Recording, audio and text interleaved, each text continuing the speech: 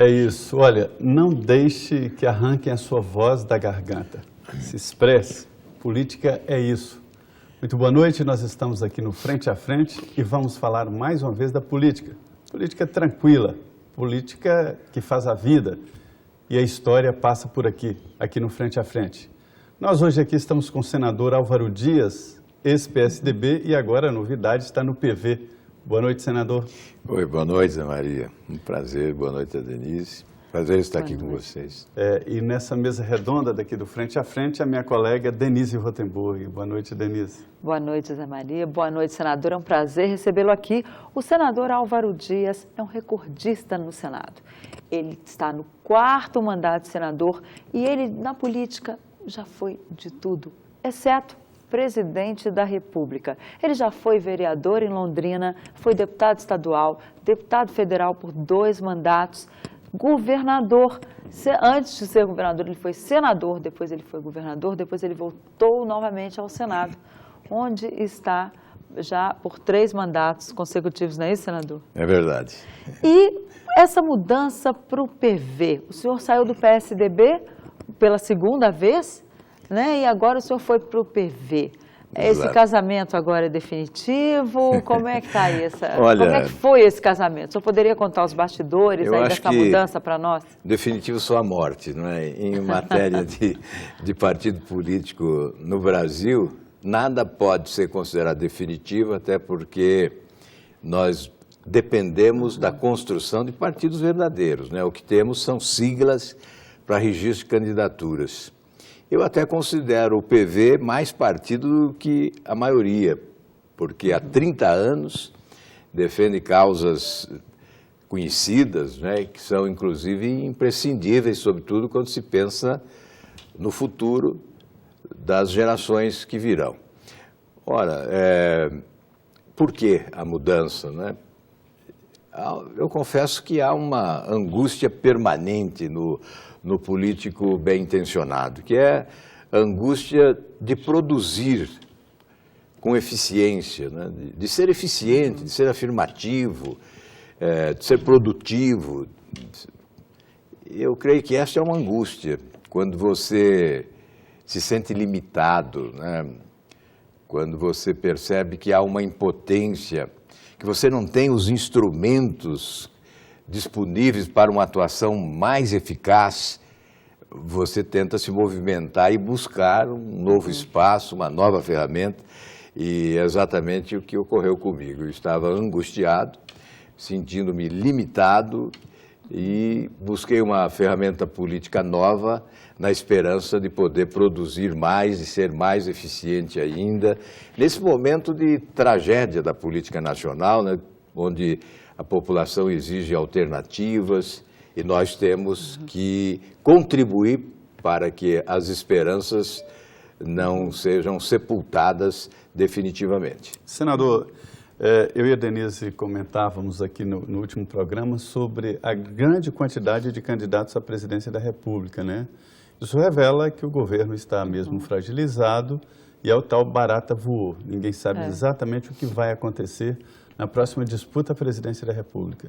No Senado, os candidatos já despontam, né? Aécio Neves e José Serra, o senhor, um provável candidato à presidência da República, o senador Cristóvão. Na Câmara já existem também alguns, como Jair Bolsonaro. O senhor acha que essa quantidade de candidatos aponta exatamente para essa luz no fim do túnel que ainda não acendeu? Eu creio ser positivo, né? A população ter alternativas para uma análise de conveniência, né? Para a melhor escolha. É importante que essas alternativas tenham substância, né? Ofereçam realmente propostas diferenciadas. Só vale a pena disputar uma eleição dessa importância com alternativas que possam se oferecer à população desejosa de mudanças. Eu creio que o povo brasileiro hoje exige mudança radical.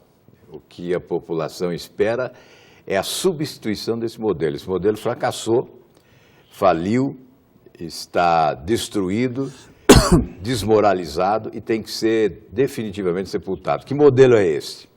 É o modelo do balcão, né? Do balcão de negócios. Toma lá da cá. Toma lá da cá, dando que se recebe, é o aparelhamento do Estado, né?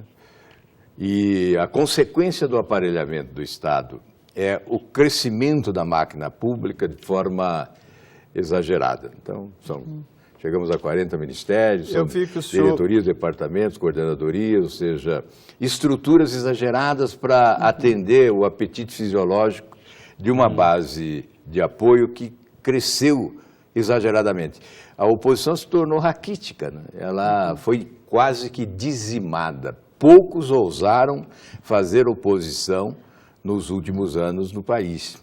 Agora, é claro que com o governo no fundo do poço em matéria de popularidade, de credibilidade, os corajosos aparecem.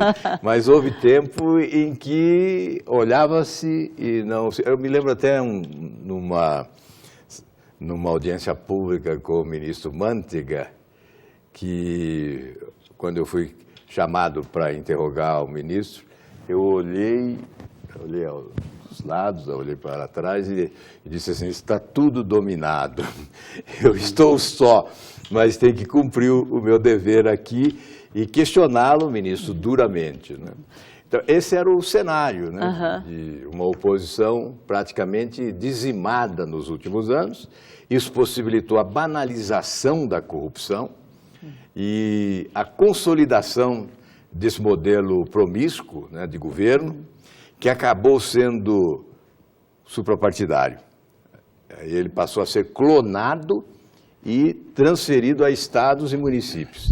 Esse é o modelo desastre, né, porque ele esgota a capacidade financeira do poder público de investir em setores essenciais, como saúde, segurança pública, educação, etc.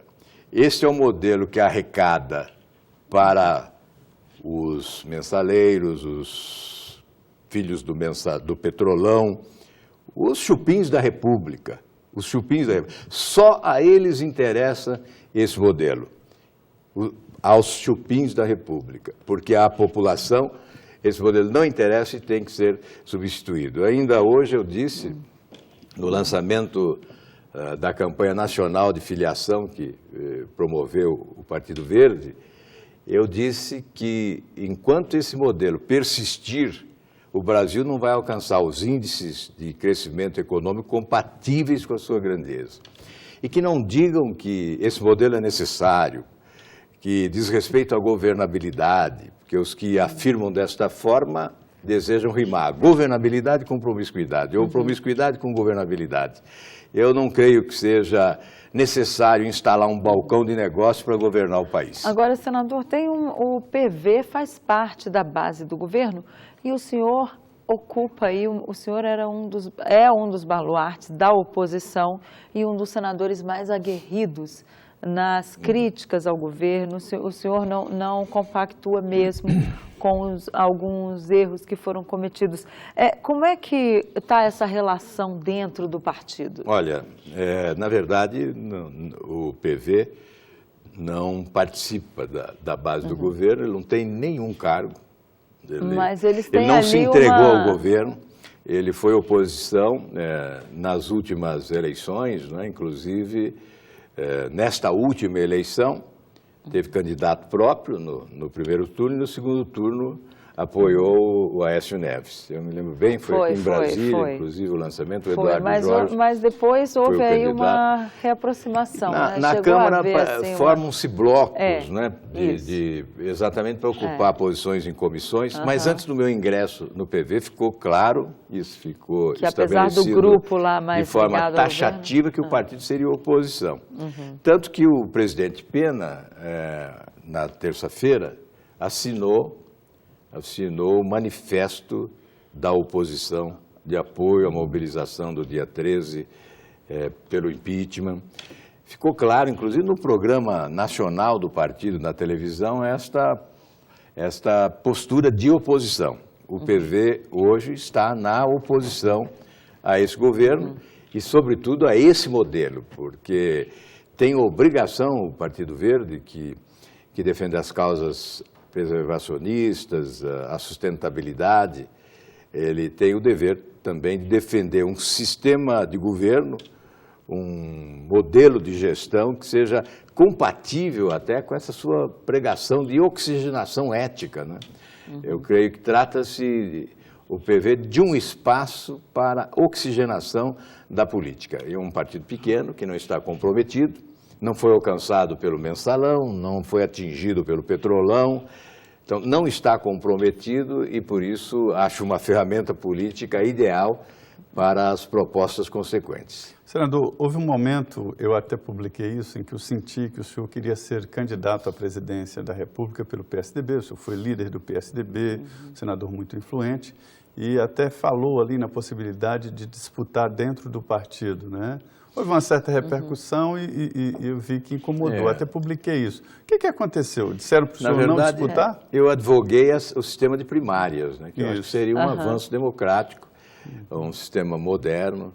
Aliás, há quantos séculos, né, os Estados Unidos exercitam a atividade política. Um bom sistema, né? Através desse sistema. Eu me lembro, por exemplo, lá por volta de 1580, se não me falha a memória, Lincoln, né, era um zebrão no páreo, né? Aliás, era subestimado. É considerado um advogado de quinta categoria, que não tinha nenhuma possibilidade diante de verdadeiros estadistas. Pelo menos 2 dos postulantes eram considerados estadistas, né? E Lincoln foi para as primárias e acabou superando os seus concorrentes, tornou-se candidato. E ambos os estadistas, né, passaram a ser secretários fundamentais no governo Lincoln. Passaram, ou seja, esse sistema, ao invés de dividir, ele une, ele congrega, porque o candidato sai mais forte, legitimado, mais forte, com a melhor proposta, porque no debate das primárias encontra-se a melhor proposta. Por isso eu advogava e até apresentei um projeto no Senado, estabelecendo normas para a realização de eleições primárias. Embora os partidos tenham autonomia, o projeto procurava estimular os partidos a adotar o sistema. Mas o PSDB não adotou e certamente isso contribuiu até para que eu buscasse um outro espaço para atuação política, para exatamente exercer com independência, né, a atividade que eu estou exercendo. Aqui tem, inclusive, várias perguntas já no Twitter. Eu queria dar boa noite para Emilson Costa, que sempre participa aqui conosco. Boa noite, Emilson. Ele mandou uma série de perguntas. Primeiro, ele parabeniza o senhor, diz que, na opinião dele, o senhor é um dos políticos que melhor respeita a língua portuguesa. E aí, ele quer saber, eu acho que o senhor já meio que respondeu, se o problema do senhor foi só com o PSDB do Paraná ou com o nacional? Basicamente o do Paraná. No plano nacional, a minha discordância era exatamente de estratégia. É claro que em determinados momentos eu pensei diferente, discordei, mas há que se administrar essas divergências, né, em favor da unidade partidária. Achei que era impossível permanecer no PSDB do Estado, aí se tornou impossível mesmo, né? E o estímulo a uma ferramenta política diferente, que pudesse me oferecer mais instrumentos para atuação, é que me levou à mudança. E a escolha foi exatamente a favor da oxigenação. Olhei os partidos e procurei verificar onde não havia contaminação, né, resíduos do processo de corrupção existente no país, e entendi que o PV era esse espaço. Pois é, o PV, tradicionalmente essa causa ambiental, ela foi ligada ao socialismo, a movimentos de esquerda, e hoje a gente vê, e o PV faz questão de dizer, que não se trata disso, né? Um defensor do meio ambiente e dessa causa não tem que ser necessariamente um socialista ou uma esquerda, né? E a gente vê isso claramente. E ali no partido há essa convivência, né? Tem sim pessoas de esquerda, né? Mas o PV não tem essa marca ideológica, né? Não há esse conflito entre esquerda e direita. As teses defendidas pelo partido certamente podem ser defendidas por esquerdistas e direitistas. Aliás, essa radicalização no Brasil está insuportável, né? Porque não se sabe bem mais o que é direita, não se sabe bem mais o que é esquerda, né? Há atitudes... muito parecidas, senador. né? São posições diferentes, distintas. Veja, não, a confusão no Brasil é enorme. Quando você diz que o governo do PT é um governo de esquerda, ele é parcialmente de esquerda, mas tem atitudes também de direita.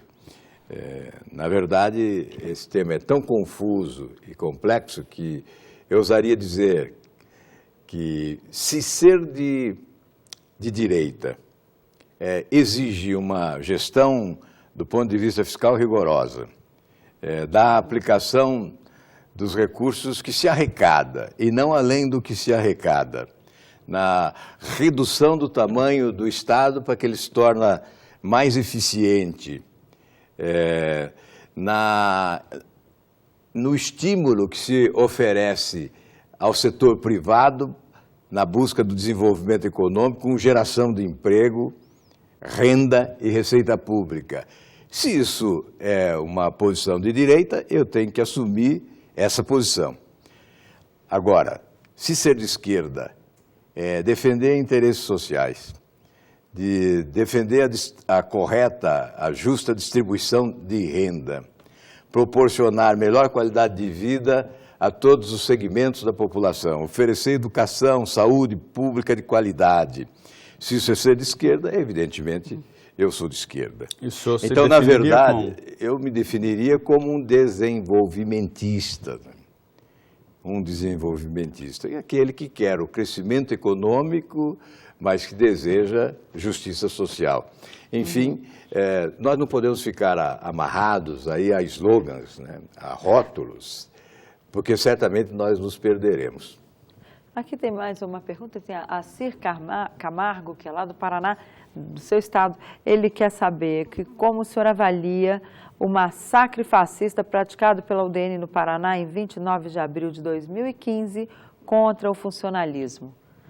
Ele deve estar se referindo àquela... A greve dos professores, onde houve o confronto com a polícia. É evidente que se condena sempre a violência, né? E não há como não se condenar a violência, de parte a parte. Se houve violência da parte dos invasores da Assembleia, condenemos essa violência. E, de outro lado, a força desproposital utilizada pelo governo também deve ser condenada. Senador, levando o senhor já para o tema que o Partido Verde, que é muito caro para o Partido Verde, em Minas Gerais houve uma tragédia muito grande, né? O rompimento da barragem do Fundão, lá em Mariana, e agora existe o debate pós-tragédia, né? O município se vê diante da possibilidade de fechamento de uma empresa que representa mais de 70% da arrecadação do município. Esse é um discurso. Por outro, o discurso de que não tem que maneirar e que tem que punir essa marca, se possível fechar. Como é que o senhor acha que deve ser resolvida uma situação dessa? De que lado deve ser olhado? O drama do brasileiro é exatamente esse. Quando há uma tragédia, todos correm, quando me refiro a todos, as autoridades públicas, e correm atrás para tentar socorrer. Ora, e as políticas de prevenção, né? As políticas preventivas não são adotadas, e os investimentos necessários, e a fiscalização rigorosa que se deve exercer para evitar abusos, né? Isso não se faz. Nós temos que saber compatibilizar os interesses do progresso econômico com a necessidade da preservação ambiental. A preservação ambiental é uma lição de amor à vida permanentemente, né?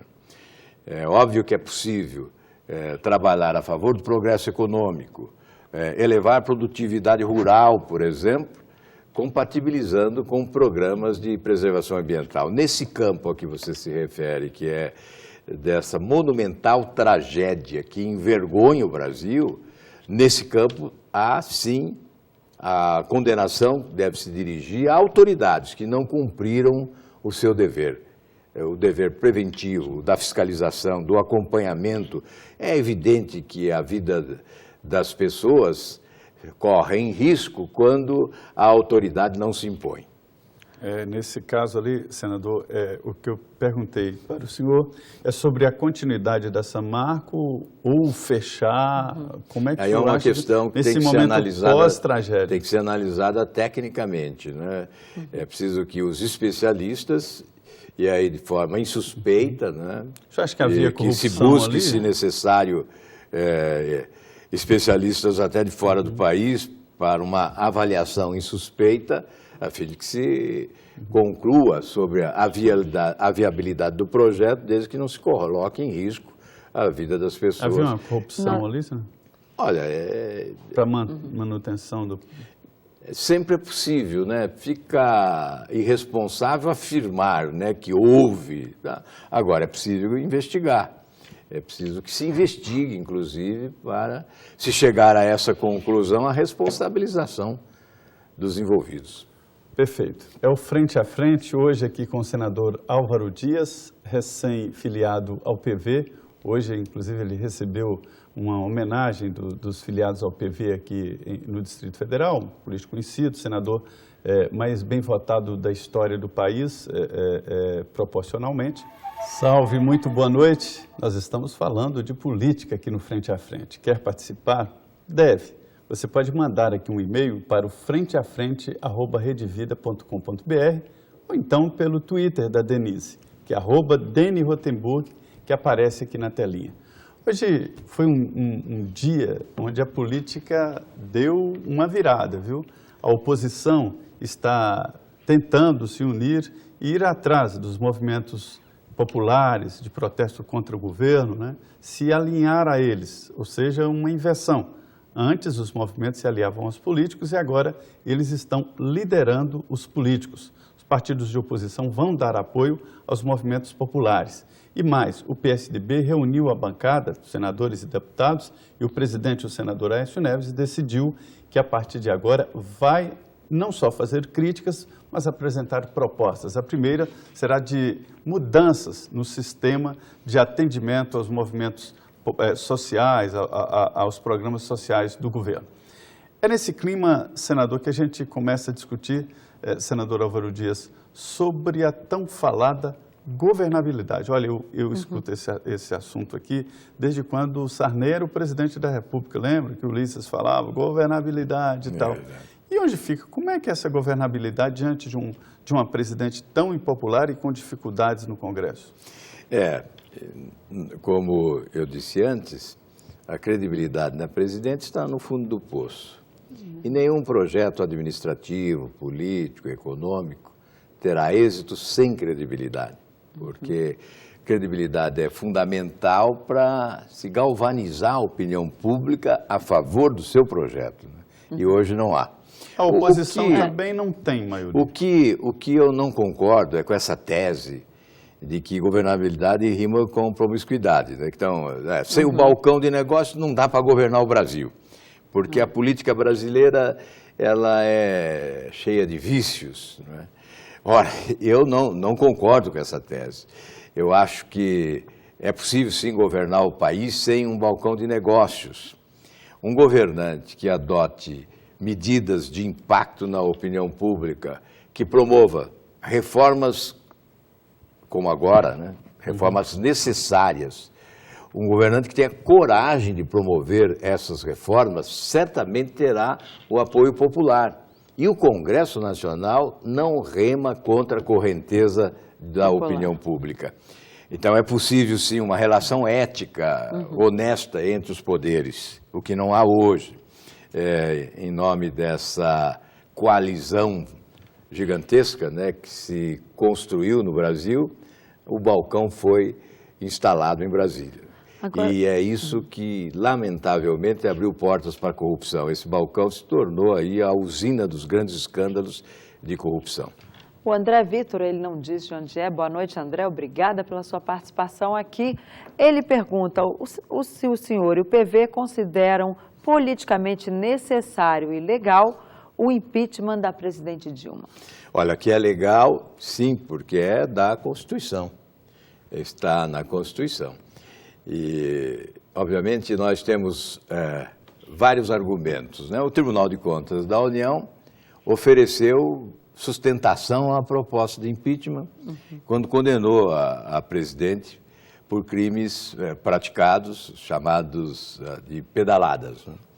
O TSE tem lá um arsenal ainda não totalmente conhecido, né, da opinião pública, que impõe a necessidade da cassação de mandatos. Mas aí é a chapa, né? Porque aí já seria mais do que o impeachment. Já seria mais do que o impeachment. E se for esse ano, tem nova eleição. Exato, mas se for no ano que vem, já é eleição indireta. E finalmente a Operação Lava Jato vem revelando crimes estarrecedores que justificariam, sim, o impeachment.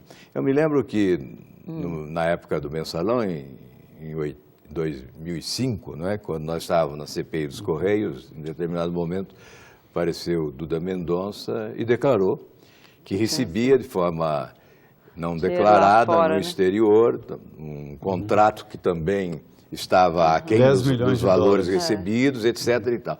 E agora nós vimos a repetição disso. Aquela época, quando ele fez essa declaração na CPI, eu deixei a CPI, fui à tribuna no Senado e disse que era inevitável falar em impeachment do presidente. Agora, senador, parece que agora ali, repete-se parece que ali o PSDB correu, né, da raia. Como é que foi aquela história, Eu estava né? na CPI, eu fiquei com a impressão o governo acabou. Na verdade, houve o grande equívoco histórico da oposição ao não propor o impeachment. Não significa que a proposição resultaria no impeachment. Poderia até não ocorrer o impeachment, já que o governo tinha ainda elevado nível de popularidade, muito popular, né? E tinha uma base aliada gigantesca. Então, dificilmente conseguiríamos o impeachment, a menos que a opinião pública se voltasse contra o presidente. Mas como os elementos, os pressupostos indispensáveis para a proposta de impeachment estavam colocados, era obrigação. Por essa razão, eu apresentei um voto em separado, na Comissão dos Correios, né, na CPI dos Correios, propondo o impeachment do presidente. Mas fiquei isolado. Agora, muda-se os atores, não é? Mas, na verdade, o modus operandi é o mesmo. Então, se naquela época eu achava que havia razão para o impeachment, com um presidente com alta popularidade, é evidente que agora eu não posso ver diferente, inclusive porque a popularidade da presidente está no fundo do poço e é um dos requisitos para o impeachment, o apoio popular. Hoje há apoio popular para um processo de impeachment. Pois é, mas agora é diferente, a ação é diferente porque os senhores, a oposição, né, o PSDB e o DEM, apresentaram um pedido de impeachment contra a presidente Dilma. Eu queria perguntar ao senhor sobre a inauguração de um novo sistema, o impeachment sendo apresentado assim, praticamente no primeiro mês, né, de gestão da presidente Dilma.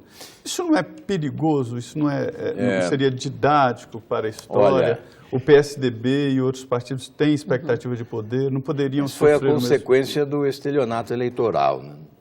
Eu vinha, pelo menos desde 2010, fazendo pronunciamentos em que destacava que o governo estava construindo uma bomba relógio de efeito retardado que a médio prazo explodiria no colo dos brasileiros. E explodiu exatamente depois da eleição. O senhor refere aquela história do faz de conta que não existia crise e que o país estava jogando dinheiro pela janela. A marolinha, etc. Era o espetáculo do crescimento e o Brasil crescia mais do que o Haiti, né, apenas. Então, mas pelo menos crescia, era uma máquina publicitária tão eficiente, né, que as pessoas se convenciam que o Brasil estava crescendo mesmo.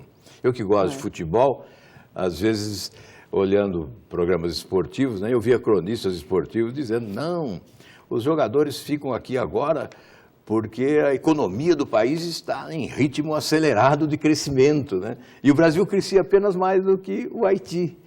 Ou seja, era o resultado da publicidade oficial, né? Os magos da publicidade. Aliás, já se notou como faz falta um mago da publicidade no programa do PT dessa semana, né? Porque o programa do PT foi bem inferior aos anteriores, já que o mago da publicidade dos últimos anos está preso em Curitiba. E também o dinheiro que está sendo cortado. Uma novidade no Senado hoje é a situação do senador Delcídio, né? Ele não foi solto. Ele inclusive está preso, tem uma né, Denise? pergunta aqui o Emilson quer saber como vai ser conviver com um senador com tornozeleira. Ele diz que agora Ele não vai usar que o Brasil é o único... Tornozeleira psicológica. Que o Brasil é o único país bicameral que terá um senador usando uma tornozeleira no plenário do Senado. Como o senhor se sente? Primeiro, ele pediu já uma licença, né? Então, pelo menos no 15 primeiro dias, momento, ele não estará no Senado. E eu imagino que ele vá reformar essa licença quando ela vencer. Nós estamos no Estado de Direito Democrático, ele tem todo o direito de se defender, terá o espaço para a sua defesa, desejo que ele faça a melhor defesa possível, né? Ninguém deseja o mal, especialmente de alguém com quem convivemos, né, no Senado nesses anos todos, uma convivência de cordialidade. Desejo que ele faça a sua defesa. Agora, realmente, ele não deveria exercer o mandato enquanto não houvesse solução para esse impasse, não houvesse o julgamento. Primeiramente, no Conselho de Ética, né? O Conselho de Ética agora substitui o relator, que já estava com o trabalho pronto, praticamente elaborado, né? E agora haverá substituição. Hoje houve essa decisão, não é? E na próxima semana provavelmente teremos um novo relator.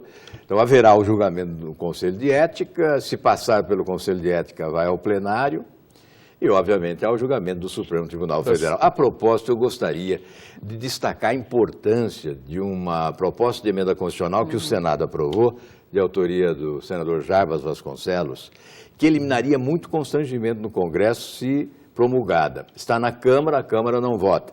Essa emenda à Constituição propõe que o condenado pelo Supremo Tribunal Federal automaticamente perde o seu mandato, sem a necessidade da instauração dos procedimentos para a cassação de mandato nas duas casas do Legislativo. Então seria uma providência moralizadora, né? Na esteira do que ocorre agora, né, com a experiência que esses fatos estão nos oferecendo.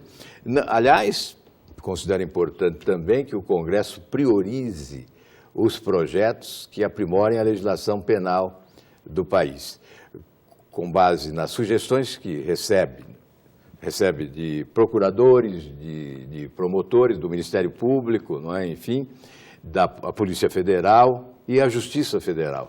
São projetos. Hoje, inclusive, estava na pauta um desses projetos que diz respeito à prescrição. Um projeto para trabalhar contra a impunidade, evitando expedientes protelatórios que acabam colocando o réu em liberdade em função da prescrição. Pois é. Denise, esse caso do senador Delcídio ele é emblemático, né? Quando eu cheguei no Congresso no dia da prisão, foi aquele velório, né? Como é que você viu agora a volta dele ao Senado? Parece que ele não apareceu ainda, né, senador? Então, não, mas né, senador? Só para a gente saber. Ele é senador, né? Ele é senador, é uma situação muito... claro que é uma situação de constrangimento. É por isso, né, que eu entendo, ele deveria... quanto para ele mesmo, ele deveria licenciar-se até o julgamento. Mas ele julgamento pode, político, legal, mas aí tem que mais chamar rápido. O suplente, no caso. Sim, o suplente assume e ele só fica há uma afastado possibilidade de licença para o suplente assumir, a licença de 4 meses. Então, ele poderia licenciar-se por 4 meses e certamente em 4 meses esse processo estará concluído Zé Maria, ele teria que, se não se resolver, faz o quê em 4 meses? Aí ele pode renovar essa licença? Essa licença de 15 dias ele pode renovar, não é? Mas ele tem dito que não, viu? O correto seria, a meu ver... Ele está preparando a defesa dele. Ele telefonou para o senhor também, não? Não. Ele tem ligado, ele disse que não ameaçou... Telefonou para os do PT, né? Não ameaçou ninguém, aquela história de levar pelo menos metade do Senado, né, Denise? Estamos de volta para o último bloco do Frente a Frente. Você ainda pode participar do nosso programa mandando as suas perguntas para o senador Álvaro Dias através do e-mail frenteafrente@redevida.com.br ou através do meu Twitter, que está aí no rodapé da sua telinha. Senador, Tem uma questão, nós falamos aqui de corrupção, que é preciso acabar com esse sistema, mas temos aí o presidente do Senado respondendo, sendo investigado pela Lava Jato, o presidente da Câmara investigado, há um grupo de senadores investigados e também um grupo de deputados. E não é pequeno, não. Como é que é conviver com essas pessoas lá? Quando é que isso vai ter um desfecho? Porque muita gente diz assim, não vamos fazer o impeachment da Dilma. Hoje eu ouvi vários integrantes da oposição, especialmente do PSDB, dizendo assim, como é que nós vamos fazer o impeachment da Dilma? Se o que está ali é o PMDB, tem esse problema com o Renan, esse problema com o Eduardo Cunha, quem vai mandar no país é o Michel Temer, e o grupo dele, como é que é? Quer dizer, o país está numa situação que a gente olha para um lado, olha para o outro, não tem para onde correr. De pernas pro ar. Como é que faz? Como é que está essa convivência no Senado diante desse clima Há com tantas pessoas investigadas? Há desconforto, há muito constrangimento, né, e tensão. É uma situação complexa. E eu sempre defendi a tese, né, que todo acusado, quando a acusação apresenta determinada consistência, deveria se afastar para se defender. Se absolvido, retorna e é homenageado no retorno. Se condenado, não retorna mais. Por isso eu destaquei esse projeto de autoria do Jarbas Vasconcelos, né, que eu considero importante, exatamente porque a condenação já imporia a cassação do mandato, sem esse constrangimento. Nós chegamos a um estágio tão evoluído em matéria de corrupção no Brasil. Em primeiro momento, houve a banalização da corrupção. E agora há uma percepção do cidadão que a corrupção é a causa das mazelas que o atingem e a sua família. O cidadão que perde o emprego, hoje ele tem a percepção que ele está perdendo o emprego por causa do roubo das autoridades. O outro não pode ser atendido no hospital, o filho morre no corredor do hospital por falta de atendimento, e o cidadão tem essa percepção. O filho morreu porque roubaram o dinheiro da saúde. Faltou o dinheiro, etc. E assim vai adiante, né, na educação, habitação. O cidadão sente que ele está mal, ele está prejudicado pela corrupção. Então, bateu a indignação em relação aos corruptos e à corrupção. E, naturalmente, nós temos que valorizar essas instituições, o Ministério Público, Polícia Federal e Justiça Federal. Elas estão restabelecendo a esperança no povo brasileiro de que é possível acreditar na justiça, porque essas instituições estão substituindo aquele conceito, que a justiça é só para o pobre, só o pobre vai para a cadeia. Essas instituições estão substituindo esse conceito por outro. A justiça é igual para todos. Por isso tem banqueiro, tem político, tem líder político, tem empresário grande, tem empreiteiro na cadeia e outros sendo investigados. Agora, a sua indagação sobre o Congresso. É evidente que o correto seria o afastamento. É difícil você pré-julgar, né? Não é correto pré-julgar. Então fica também complexo afirmar quem deveria se afastar, né? Por isso, o que se deseja é a agilização dos procedimentos para que o julgamento ocorra o mais rapidamente possível, mas é inevitável o prejuízo, né? O correto, eu repito, seria o afastamento. A estratégia aí ficaria a critério. Fica muito difícil. Mas poderia ser um afastamento através... Deveria ser uma decisão do próprio político. Exatamente. Né? O próprio político envolvido deveria se licenciar, preparar sua defesa e esperar o julgamento. O deputado Miro Teixeira falava daquela história da Constituição, tinha que ter mas 2 esperar artigos. Isso de um corrupto é difícil, né? Esperar que o corrupto tenha o bom senso de se afastar, obviamente ele vai tentar enganar todos, né? Permanecendo. O Miro Teixeira, senador, ele repetia aquela frase, né, de que a Constituição brasileira tinha que ter 2 artigos. Todo brasileiro tem que ter vergonha na cara. Artigo 2º, revogadas as disposições em contrário. Denise, está faltando lá, né? Está faltando, né, Zé Maria? Se depender do Eduardo Cunha, ele não sai, né? Nem tão cedo, ele não quer nem que abra o processo. Não, ele nem acha que é com ele tudo que está acontecendo. É impressionante. É verdade.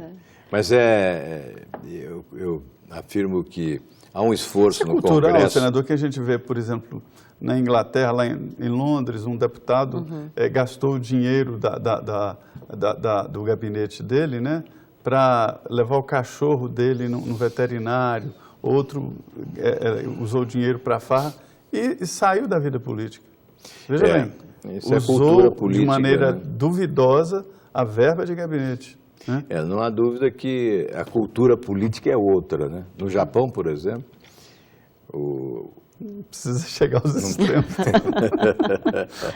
A pessoa se não mata, precisa, né? não precisa ser japonês aqui no Brasil, né? Mas vamos Araquiri, dizer pelo menos inglês. Senador, o senhor tem um projeto que eu considero assim da maior importância, e são desses projetos que viram lendas no Congresso Nacional, porque são bons, todo mundo acha lindo, mas não aprova. É verdade. A Câmara tem 513 deputados, o Senado tem 81 senadores, um custo que chega a 10 bilhões de reais por ano. São os funcionários mais bem pagos do país, ali empatando com o judiciário.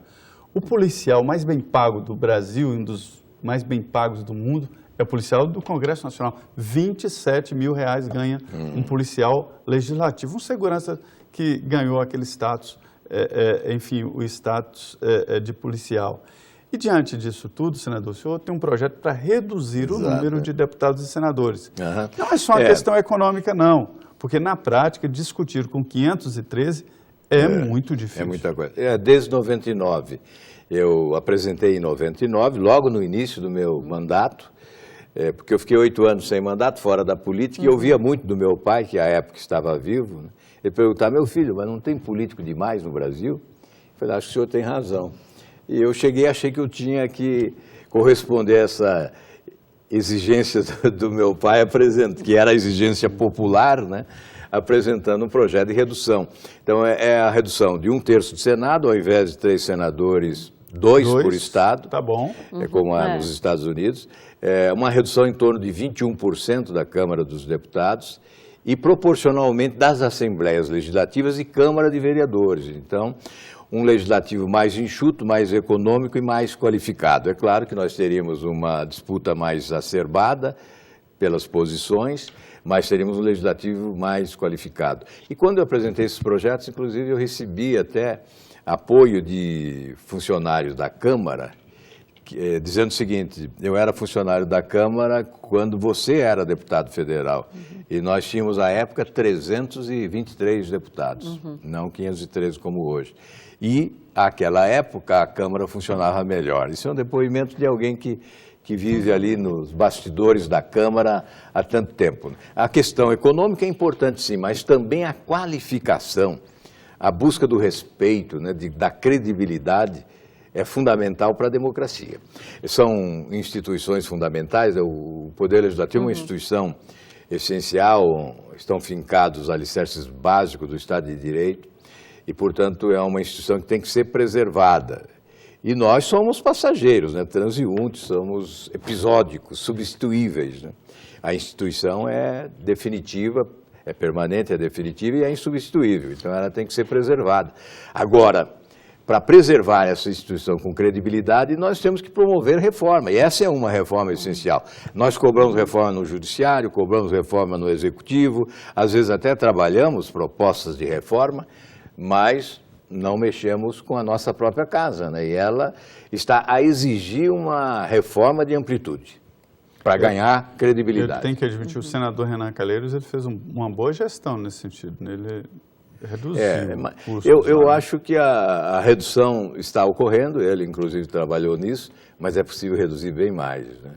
Mas para reduzir mesmo, para valer, tem que começar por cima, né? Então, exatamente nos detentores de mandatos, né? Não há razão, eu repito, para 3 senadores por estado.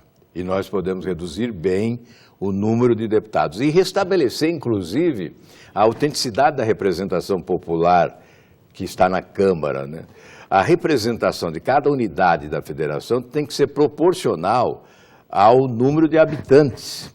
Hoje não. Eleitores, Hoje, por exemplo, vamos citar o Roraima, cada parlamentar representa 50 mil. Tem 8, né? O mínimo. Exato. E aí limita São vai Paulo para em São 70. Paulo, tem cada parlamentar representa mais de 600 mil habitantes. Porque tem um limite constitucional Exatamente. de 70 então, parlamentares. isso é que tem que ser E alterado. o mínimo de 8. O Ulisses Guimarães, na Constituinte, tentou. Foi a única oportunidade que ele deixou a presidência, foi a tribuna para defender o reequilíbrio da representação popular, que foi distorcida no pacote de abril de 77, no período autoritário. E ele não conseguiu. Ele não conseguiu. E não conseguirá Difícil, porque né? a bancada nordestina, né, Denise, tem um número muito Nossa, maior é e muito domina. grande. Isso Também agora, esses estados pequenos nessa também não vão minha querer proposta, reduzir. não há Junta tudo. prejuízo para Norte e Nordeste. É algo que se equivale em todo o país, né? Há estados que perdem menos, há estados que não perdem. São Paulo, por exemplo, não pode perder, né? Tem 70 deputados. Mas é que bateu no Então, teto, esse seria o teria máximo. mais. Bateu no teto, Esse, na minha proposta, seria o teto. E lá 70 embaixo... continuaria. Exatamente. E o piso de 8. Quer dizer, São Paulo, que teria que ter mais proporcionalmente à população, ficaria no estágio está? atual. E aí abaixo seria proporcional. Senador, eu queria Gente, entrar um pouquinho aqui Desculpa, Zé Maria, Não, tudo bem. não dá tempo de falar Perfeito, da Petrobras, que o Senado mudou hoje, né, a forma, a obrigatoriedade, tirou a obrigatoriedade da Petrobras Exato, explorar Houve uma todos os alteração. blocos de pré-sal. Como é que ficou? Olha, primeiro, Projeto Serra, né? eu sou reticente em relação à pré-sal. Eu acho que houve encenação, houve uma Exagero. exploração política, exagero, apostou-se demais no pré-sal. Eu não sei quando o Brasil levará vantagem, terá benefícios com a exploração do pré-sal, em função, sobretudo, do custo, né? A Petrobras quebrada, né, destruída pela corrupção e pela incompetência, não tem a menor possibilidade hoje de explorar o pré-sal. Até E por porque isso, é mais caro, né? Exato, por isso o projeto estabelece prioridade à Petrobras na exploração. Ela, se tiver condições de fazer a exploração de forma global, ela fará a totalidade da exploração, mas ela está autorizada pela lei a transferir 30% da exploração ao setor privado, ouvindo a autoridade maior. Não pode. É uma mudança. O que você acha Passa pelo Conselho Nacional de Petróleo e pela Presidência da República. O que o senhor acha das estatais? O senhor acha que as estatais devem continuar como estão? Algumas devem ser privatizadas? Ou Isso faz controladas? parte de uma grande reforma, né? Eu advogo uma grande reforma na estrutura da administração federal. Isto impõe reduzir o número de ministérios, mas não apenas de ministérios. Eu não sei aí avaliar, assim, à distância, quantos ministérios teríamos, mas eu chego a imaginar a hipótese de trabalhar com cerca de 15 ministérios, 16 ministérios ao redor disso, né? Está demonstrado pela experiência em outros países que todo governo que tem mais de 20 e poucos ministérios... Falam em 22 que se transforma em desgoverno, né? Se transforma em desgoverno. É impossível governar um país com 40 ministérios como o PT queria governar o Brasil, né? Era 39, mais o ministro da propaganda, que agora, por coincidência, está em Curitiba. Que não tinha pasta, né? Era um Ministro Ministério sem da pasta. Propaganda, era um ministério que não constava na Senador, agenda. tem ainda ministério que não tem verba. O ministério é uma sala, um carro. O ministério é só para acolher os companheiros, né? E abrir espaço para os companheiros. E ao acolher companheiros, às vezes quem preside o país nem conhece o indicado do partido, ele chega a exercer a função com uma missão muito especial, de arrecadar, né? E por isso as portas para a corrupção são abertas, são escancaradas, né? É isso que precisa acabar no Brasil. Esse sistema corrupto, ele tem que ser definitivamente sepultado. Bom, senador, infelizmente nosso programa chegou, nosso tempo acabou, mas foi um prazer recebê-lo aqui. Já fica o convite para o senhor voltar. Tá, ok, eu agradeço e voltarei sempre que possível, né? Mesmo perdendo o jogo do Corinthians, né, Zé Maria? Mas Zé Maria, você é mineiro, torce pro Corinthians também, a todos. Zé Maria? Não, né? Não, Zé Maria deve ser atleticano, atleticano, Tá bom. Tá jogando também. O Grêmio também. Zé Maria, obrigada por mais um programa. É aqui. isso, eu queria agradecer, senador, muito obrigado por essa conversa franca. Olha, a conversa aqui é aberta, não tem pergunta, não tem limite, e eu gostei muito, foi um bom papo, uma boa conversa. Obrigado, boa Sempre noite. às horas, Zé Maria. Obrigado, Alice. E a você que nos assistiu, uma boa noite, até o próximo programa. Fique agora com o Jornal da Vida.